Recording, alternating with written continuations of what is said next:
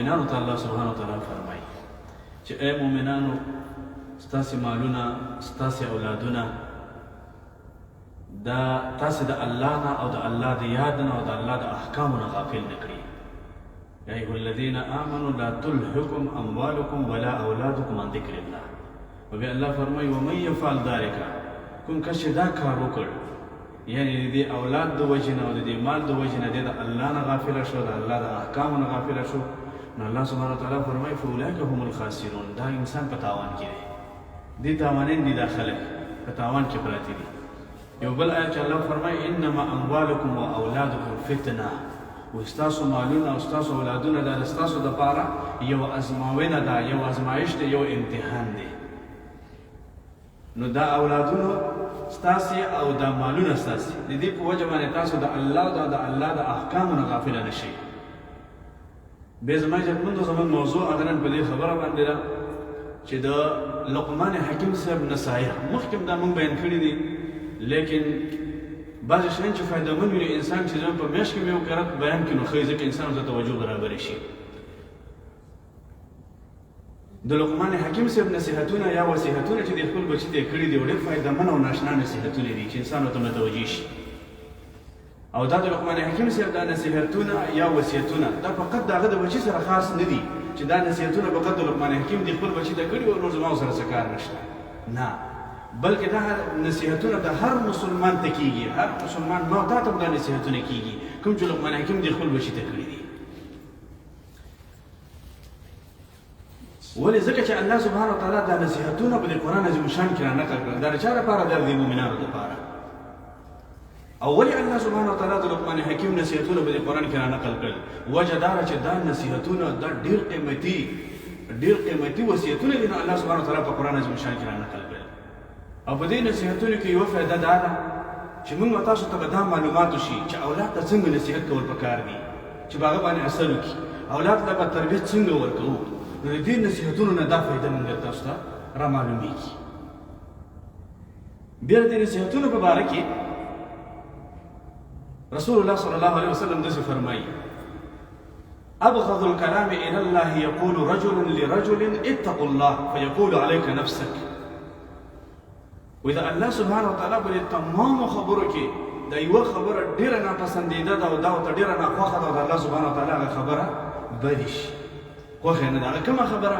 وایي کله چې یو انسان بل انسان ته نصیحت وکړي، د نصیحت خبره ورته وکړي او دا انسان ورته په جواب کې څه وایي؟ فیقول علیک نفسک، خپل ځان ته د نصیحت وکړه، ما ته نصیحت مه کوه. د انسان ورته څه وایي؟ فیقول علیک نفسک، خپل ځان ته د نصیحت وکړه، ما ته نصیحت مه کوه، زه په هر څه باندې پوهېږم او زه په هر څه باندې خبر یم. وایي دا خبره الله سبحانه وتعالی ډېر سخت خفه کوي او په دې باندې الله سبحانه وتعالی سخت خفه کېږي. نن سبا اکثره د مسلمانانو حال هم دا دی، یو کس ته د نصیحت وکړه نو څه وایي؟ ما ډېر اورېدلی دی او زه له دې نه خبر یم، دا ټول دې زما دا ګیره سپینه شوې ده، زما د ویښتان په دې کې سپینه شوې ده، نصیحت ما ته مه کوه.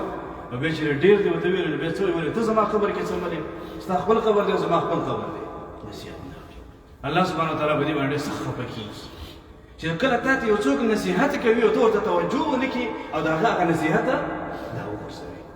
په دې خبره رسول الله صلی الله علیه وسلم فرمایي د عبدالله بن مسعود رضی الله عنه روایت دی چې دا خبره الله سبحانه وتعالی ته سخته ناپسندیده ده او ورته خوښېږي نه. بیا د لقمان حکیم صاحب دا نصیحتونه بیانولو مقصد یې څه شی دی؟ مقصد یې دا دی چې الله سبحانه وتعالی لقمان حکیم له حکمت ورکړی، نو د هغه په نصیحتونو کې د عمل وکړه نو الله به د حکمت درکړي. داسې انسان الله سبحانه وتعالی به حکمت ورکوي، ځکه دا نصیحتونه د لقمان حکیم صاحب په ژبه باندې شوي دي چې د هغه په ژبه باندې شوي دي چې ما ته پې عمل وکړو نو هغه انسان هم الله سبحانه وتعالی به حکمت ورکوي. لقمان حکیم صاحب دا یو نیک انسان و، د الله سبحانه وتعالی په اولیاو کې یو ولي و. بعضې کسان وایي دا پیغمبر، لیکن دا صحیح خبره نه ده، بلکې په دې کې راجح قول دا دی، د جمهور علماو قول دا دی چې لقمان حکیم نه پیغمبر دی او نه نبی دی، بلکې دا یو نیک انسان دی، الله له حکمت ورکړی. حکمت څه ته ویلی کېږي؟ حکمت د دین پوهې ته ویلی کېږي چې الله سبحانه وتعالی انسان له دین پوهه ورکوي. حکمت دې ته ویلی کېږي چې یو کس د موقع په مناسبت باندې خبره کوي، یو خبره چې کوي هغه د دې موقع عیناً د موقع په مناسبت باندې دوی یوه خبره وکړله، نو دې ته هم حکمت ویلی کېږي. والله سبحانه وتعالی د دې حکمت په باره کې قرآن عظیم شان کې داسې فرمایي ومن یؤت الحکمة فقد اوتي خیرا کثیرا کوم انسان له چې حکمت ورکړی شوی دله ډېر لوی خیر ورکړی شوی نو دا لوی خیر لوی حکمت الله سبحانه وتعالی لقمان حکیم له ورکړی لقمان حکیم صاحب څوک و د حبشي د قوم نه دی حبشي د نسب نه او دی د سودان د خاورې اوسېدونکی و د داود علیه السلام په زمانه کې و لقمان حکیم د داود علیه السلام په زمانه کې دی مفتی و قاضي و په هغه وخت کې او دی په خپل حکمت او په خپل عبادت باندې په دغه زمانه کې ډېر سخت مشهور د داود علیه السلام په زمانه کې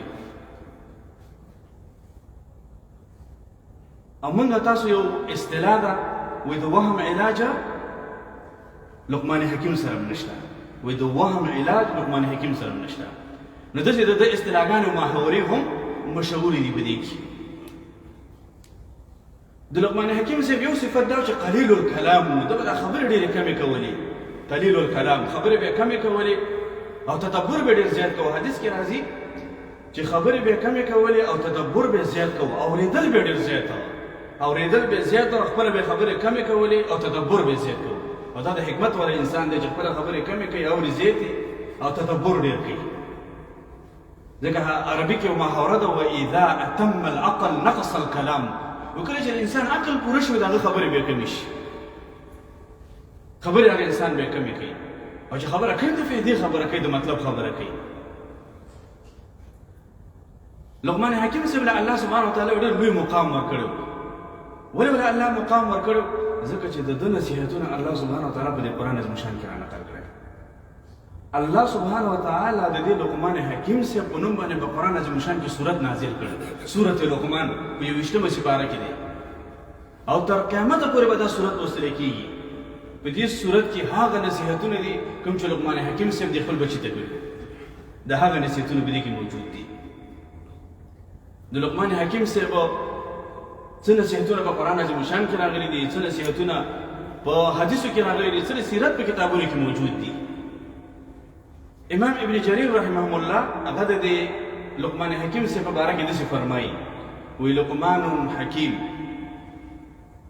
عبد حبشي وی دی یو حبشي انسان دی د حبشو نه او د رنګ نه تک تور د شکل نه خوبصورته نه لیکن الله سبحانه وتعالی د دې حکمت په وجه باندې د قرآن کې ذکر وکړ د ده په نوم باندې سورت نازل کړ او ذکر الله سبحانه وتعالی د په قرآن کې وکړ نو دې نه څه معلومه شوه چې الله سبحانه وتعالی د انسان رنګ ته نه ګوري د انسان نسب ته نه ګوري الله سبحانه وتعالی د انسان اعمالو ته ګوري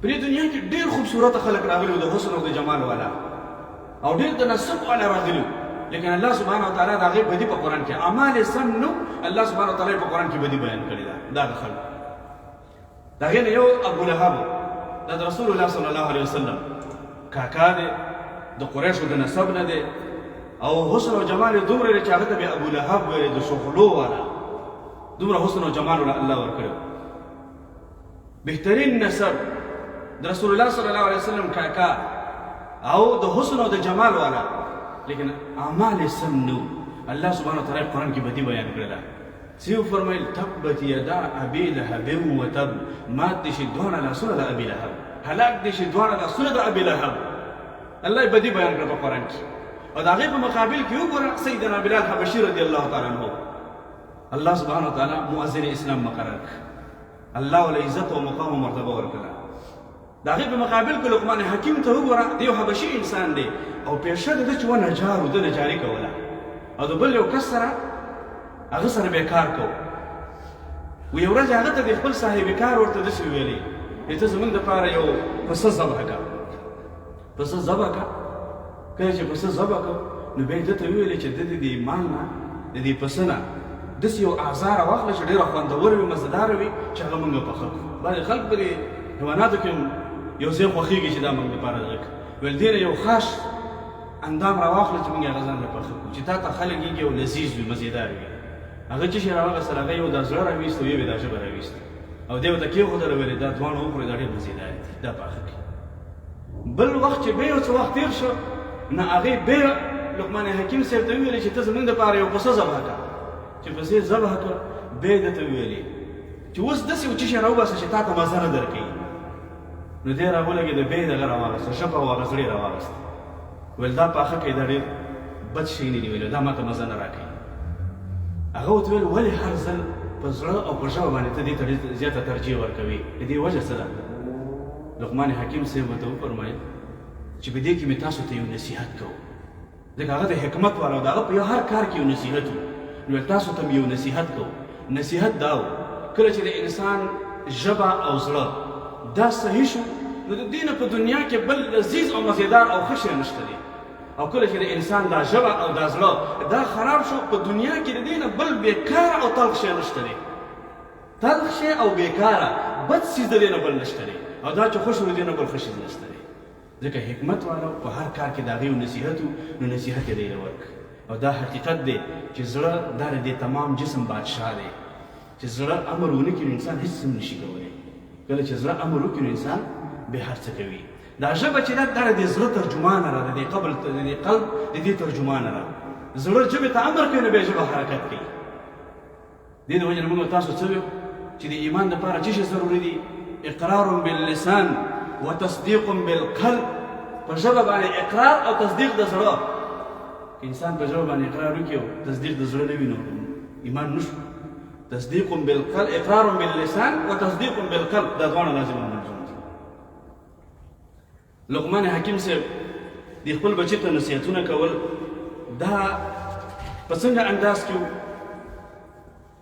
دا د ډېر مینې او محبت نه ډک انداز کې دا نصیحتونه چې د خپل بچي ته کول دا نصیحتونه د یو پلار د یو والد خپل بچي ته هغه نصیحتونه چې په هغې کې شفقت او مهرباني موجود وه دې نصیحتونو نه د لقمان حکیم صاحب یو فایده دا هم راوځي چې کله خپل اولاد ته نصیحت کې نو په شفقت او مهربانۍ سره به نصیحت کې شفقت او مهربانۍ سره نصیحت کول نو سبا اکثر والدین پلار هغې چې خپل بچي ته نصیحت کوي نو په هغې کې قهر وي په هغې کې غضب وي په هغې کې بددعا وي په هغې کې ازار وي نو هغه نصیحت بیا کله اثر کوي الله سبحانه وتعالی د لقمان حکیم صاحب مبارک داسې فرمایي وإذ قال لقمان لابنه وهو يعظه او په هغه وخت کې چې لقمان حکیم صاحب د خپل بچي ته نصیحت کوو اوس د دې آیات نه کومه فایده موږ تاسو ته معلومه شوه د دې آیات نه دا خبره معلومه شوه چې په یو پلار په یو والد په هغې باندې دا لازم دی چې خپل بچي ته نصیحت وکړي دا نصیحت به د څه په باره کې وي دا به د دین په باره کې وي نن سبا زموږ او ستاسو کلونه تیر شي کلونو کې موږ خپل بچي ته دا نه وایو پلار دا جرأت نه کوي والد دا جرأت نه کوي چې بچي ته لمونځ کې که نه کړي ستا د لمونځ څه حل دی دا نه کوي الا ماشاءالله داسې به کم والدین چې هغه وایي خپل بچي ته وایي چې بچي ستا د لمونځ څه حل دی مابین اعوذ بالله چې هغه پلار وي چې هغه خپله لمونځ اودس نه کوي نو هغه بیا بچي نه څه پوښتنه وکړي چې ته لمونځ اودس کوې او که نه کوي نو الا ماشاءالله داسې به ډېر کم والدین چې هغه د خپل بچي نه دا پوښتنه وکړي او دا سوال دې وکړي چې بچي ته لمونځ کوې او که نه کوي بلکې نن سبا زموږ او ستاسو والدین هغه په کومه خبره کې ډېر قادر او ډېر قوي دي او ډېر تکړه دي چې بچي ته نصیحت وکړي څه ورته وکړي د اقتصادي نصیحت دا ډېر ضروري دی چې بچی اقتصاد ته دې پام کوه چې ګوره اقتصاد کې خراب نه شي پیسه وګټه کار وکړه ځان وپېژنه کار کوه کار دې کړی دی که نه دی کړی کم دې وکړو تېر کال دې زیات کړی دا کال دې کم کړی دی فقط دې اقتصادي نصیحت کې دومره تکړه یو موږ او تاسو چې دې بچو له پې د مازغه خراب کړه په دې خبره باندې چې پلاني کورونه واغسته پلاني دا کار وکړه دا وکړو دا خو هېڅ هم ونه کړل په دې یو نصیحت موږ د خپل اولاد لیونی کړی شپه ورځ لیکن داسې به ډېر کم پلانې کم والي چې بچیه ستا د لمونځ څه حال دی لمونځ ته کې وکړه الله ته سجده کې وکړه داسې به ډېر کم خلک یې چاله وکړي نو د دین په باره کې نصیحت کول دا هم په دې والد او په دې پلار باندې لازم دي لقمان حکیم صاحب اول نصیحت عزیز محترم دې خوا توجه وکړئ انشاءالله نو ډېر لقمان حکیم صاحب اول نصیحت دې خپل بچي ته څه وکړو د دې خبرې وکړو چې یا بنیه لا تشرک بالله دا د یو مهربانه پلار صفت دی چې د هغه په نصیحت کې شفقت او مهرباني موجود وي او د خپل بچی د خپل اولاد په ښو الفاظو باندې مخاطب کړي څنګه ګوره لقمان حکیم صاحب یا بنیه ای بچیه نو په ښو الفاظو باندې ته خپل بچی مخاطب کا چې ای باب ای بچیه ای زویه جانی بابا پلانې وغیره. کله چې دا تا په ښو الفاظو باندې خپل بچی مخاطب کو دا د تجربې خبره واره ځان سره تجربه کا او ځان سره دا خبره وساته چې کله تا خپل بچی په ښه الفاظو باندې مخاطب کو او ستا په نصیحت کې شفقت او مهرباني موجود وه نو ستا دا بچی دا نصیحت په ده باندې اثر هم کوي او ستا په خبره باندې عمل هم کوي. کله چې ستا په نصیحت کې بد الفاظ موجود او په هغې کې قهر او غصه موجود وه نو هغه نصیحت هېڅکله هم اثر نه کوي. نه په نارینه اولاد باندې کوي نه په زنانه اولاد باندې کوي او نه ستا نصیحت اوري او نه په دغه نصیحت باندې عمل کوي. ستا نصیحت به په هغه وخت کې په خپل اولاد باندې اثر او تاثیر وکړي چې په هغې کې شفقت او مهرباني موجود وي او کله ته د خپل اولاده دا په ښو الفاظو په ښو کلماتو باندې مخاطب کړي. داسې نصیحت اولاد قبلوي. نن د والدینو کې داسې حکمت نشته چې خپل اولاد سره په دې طریقه باندې خبرې وکړي. زمونږ طریقه او زمونږ لهجه صحیح نه ده د خپل اولاد سره. دا وجه ده چې موږ پریشان یو د اولاد د لاسه. دنیا نصیحتونه ورته وکړو لیکن په دې اوري او په دې وباسي. اول وجه زمونږ خپل مشکل. دویم دا چې د نصیحت طریقه زمونږ غلطي صحیح نه او یو دا چې د نصیحت وخت هم موږ نه تېر شوی مودام د موږ نه تېره شوي. هوښیار او حکمت والا والدین هغه دي چې هغه د خپل اولاد ته ګوري او د هغې مطابق ورته نصیحت کوي. د خپل اولاد ته ګوري هغه شان نصیحت کوي. لقمان حکیم صاحب د خپل بچي ته اول د څه شي په باره کې نصیحت وکړ؟ د عقیدې په باره کې. اول یې ورته د عقیدې په باره کې نصیحت وکړو د خپل بچي ته. ځکه الله سبحانه وتعالی د لقمان حکیم صاحب په باره کې داسې فرمایي ولقد اعطینا لقمان الحکمه. موږ لقمان حکیم صاحب له حکمت ورکړو. اوس د لقمان حکیم صاحب حکمت څه شی دی؟ د هغه حکمت څه شی دی؟ حکمت یې دا دی چې د خپل بچي ته اول نصیحت دا وکړو چې یا بنیه لا تشرک بالله. کله د الله سره شریک جوړ نه کړي. د الله سره شریک جوړ نه کړي. د خپل بچي په زړه کې اول د الله سبحانه وتعالی حق کېښوده. دا د الله حق هم دی په دې بندګانو باندې. لکه رسول الله صلی الله علیه وسلم فرمایي حق الله علی العباد ان یعبدوه ولا یشرکوا به. د الله حق په دې بندګانو باندې دا دی چې دا بندګان د خپل رب عبادت وکړي او د هغې سره څوک شریک جوړ نه کړي. نو لقمان حکیم صاحب د خپل بچي په زړه کې اول د الله سبحانه وتعالی حق کېښوده چې یا بنیه لا تشرک بالله ان الشرک لظلم عظیم. شرک ونه کړي دا ډېر لوی ظلم دی. الله سبحانه وتعالی به دې خفه کېږي. د خپل زوی ته داسې ویلي په دې باندې الله خفه کېږي. نو موږ او تاسو له څه پکار دي؟ اولاد دا د اول نه د اولاد اول نه د دې سره اشنا کول چې بچي په دې کار باندې الله خفه کېږي او په دې کار باندې الله خوشحالېږي. بچارې موږ اول نه د دې سره اشنا نه کړو نو بیا د پریشانۍ سبب شي. که موږ خپل بچي سره اول نه دا خواري وکړو چې بچي په دې کار الله خفه کېږي او په دې کار باندې الله خوشحالېږي نو به ستا نصیحت اوري. نن سبا زموږ ادب او تربیت او زموږ د اولاد سره محبت څه شی دی؟ نو والدین څه وایي چې ما مه په عذابوه دا ټلیفون واخله او ګیم درته راواړئ کارټون درته راواړئ چې دا واخله او ورته کښېنه 3 ساعته دا ګیم ګوره او کارټون ګوره خو زما خوا نه مه راځه مه په عذابوه. مور او پلار ته به دې ځان خلاص کړي. ماشوم له آیپیډ ورکړي تمامه ورځ هغه د آیپیډ وکړي نو بیا یې مازه خوږېږي. بیا چې ورته چې دا کار مه کوه یا داسې مه کښېنه نو چغې وایي ژاړي. ستا نصیحت نه اوري. ولې چې د هغه مازغه دومره ستړي شوي دي دومره په آیپیډ او په تلیفون باندې دومره ستړي شوي دي چې هغې کې نور گنجایش نشته چې ستا خبره واوري. نو ته چې خپل اولاد د دې سره راغټ کړي د کارتون سره او د دې ګیمونو سره دې راغټ کړه نو بیا چې کله رالوی شي بیا ورته ته نصیحت کوې چې بچیه داسې مه کوه نو بیا ستا نصیحت نه اوري. بیا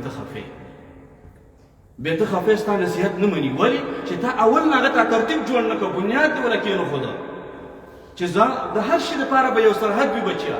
د تلیفون دپاره به هم سرحد وي د آیپیډ دپاره هم سرحد وي د تلویزیون دپاره د تعلیم دپاره د تفریح دپاره د تمامو شیانو دپاره به یو سرحد وي. په هغه سرحد کې به ته راسي. داسې به نه وي چې بچي نه ځان خلاص کړه ته ورکړه تمامه شپه یا تمام ورځ په ساعتونو هغه آیپیډ دی تلیفون دی ګیم دی او کارتون دی ګیم دی او کارتون دی. دا مه ورکوئ بچو له. یقینو کوي دا د هغې اعصاب خرابوي د هغې جسم نشونما وده هر څه د هغې خرابوي. صحت یې خرابوي. اهم شی د هغه په صحت باندې ډېر بد اثر کوي. دا زهر دی د ماشومانو دپاره دا هغې له مه ورکوئ.